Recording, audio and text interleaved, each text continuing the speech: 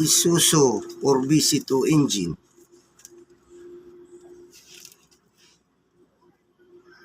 Ito yung kanyang mga main bearing caps. Bali 5 yan. Main bearing bolts, connecting rod caps, 4 yan. Ito yung balancer sa sigunyal. Yan, mga balancer yan. Yung kinakabitan ng mga piston, connecting rod na yan. Yan ang tinatawag na crankshaft or sigunyal sa Tagalog. Yung connecting rod nandito, tsaka yung piston nasa loob ng kanya-kanyang liner. Bali 4 na connecting rod, 4 din na liner. Iisa yan.